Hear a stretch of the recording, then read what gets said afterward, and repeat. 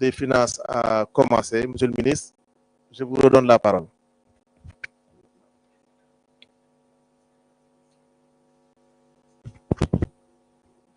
C'est bon? C'est bon? Alors,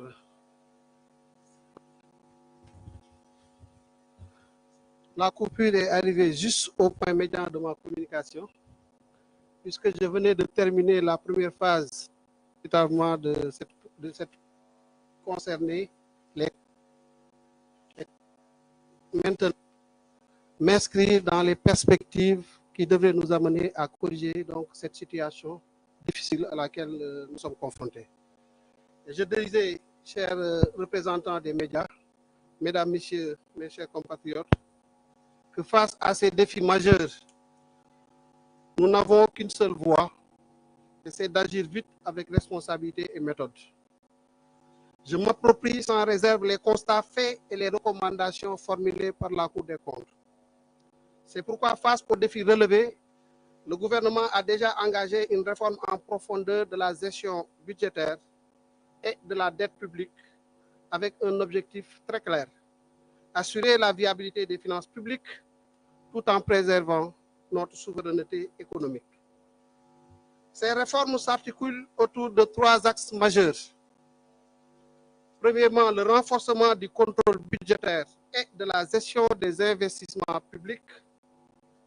Deuxièmement, la modernisation et la digitalisation de la gestion des finances publiques. Et troisièmement, les réformes structurelles visant à une réorganisation des services impliqués dans la gestion de la dette. Ces réformes structurelles seront traduites comme suit et mises en œuvre de manière séquencée. Premièrement, il faudra améliorer la qualité comptable et de l'information financière à travers la mise en place d'un système d'information intégré de gestion des finances publiques, garantissant un meilleur contrôle des dépenses et des financements. Cette modernisation permettra d'améliorer la qualité et la fiabilité des données financières, de faciliter leur accessibilité et d'assurer la sincérité des comptes publics. Un contrôle plus strict des projets financés sur ressources extérieures, avec la désignation d'un agent comptable chargé du suivi comptable des projets financés à cet effet. Et cette mesure vise à assurer un contrôle rigoureux et une meilleure gestion des engagements financiers du pays. Il faudra aussi veiller à la réorganisation du réseau comptable afin d'accélérer la centralisation des données, d'améliorer leur fiabilité et d'optimiser la gestion de la trésorerie de l'État. L'intégration de supports indispensables facilitera la fluidité des opérations comptables et garantira une meilleure traçabilité des flux financiers. Le deuxième axe porte sur la réforme de la gestion de la dette publique. Et il s'opérera à travers le retour à l'orthodoxie en matière de gestion de la dette par une centralisation des fonctions de négociation, d'utilisation et de gestion de la dette publique. Cette centralisation permettra de surmonter les difficultés liées à la dispersion des compétences dans l'administration de la dette publique. Elle se fera en réunissant de mobilisation des financements. Et cette réforme devra garantir une meilleure coordination de l'information financière et une gestion efficiente des ressources publiques.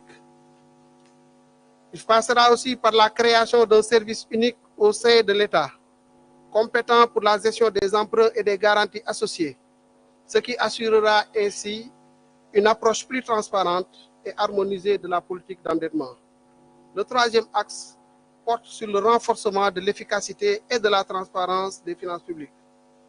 Il s'opérera à travers le renforcement du dispositif de collecte et de fiabilisation des informations sur les finances publiques.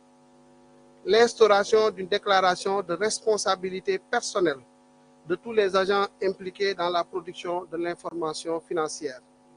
Mesdames, Messieurs, ce rapport marque un tournant décisif.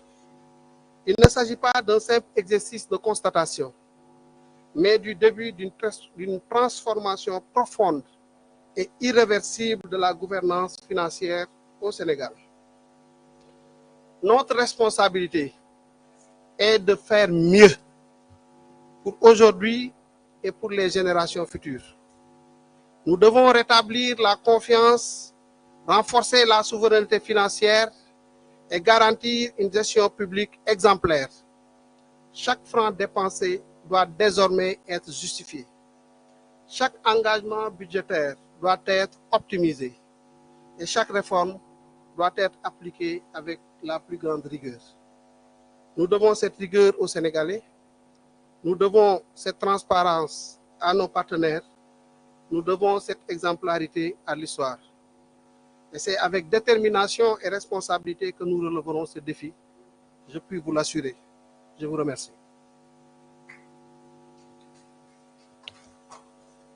Merci beaucoup, Monsieur le ministre. Merci pour cet exposé clair, limpide et structuré. Et je m'en vais tout de suite vous dire que cet exercice de transparence ne saurait s'arrêter comme ça. C'est la raison pour laquelle nous allons donner la parole au ministre de l'économie, du plan et de la coopération. Monsieur Abdourahmane Sarr, vous avez la parole.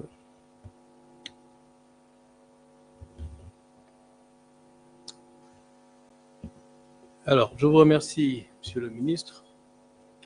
Mesdames, Messieurs les représentants des médias, chers compatriotes, Mesdames et Messieurs, comme mon collègue ministre des Finances et du Budget vient de le dire, le Sénégal s'est engagé dans une ère nouvelle de transparence et de vérité, car rien de durable ne peut se construire dans le mensonge.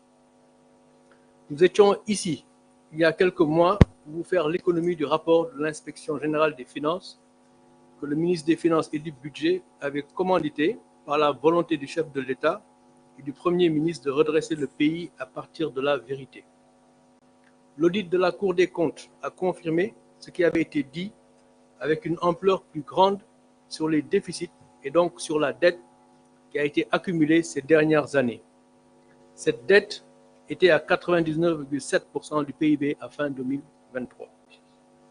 Beaucoup de dépenses ont été engagées en dehors des circuits budgétaires normaux et sans autorisation parlementaire.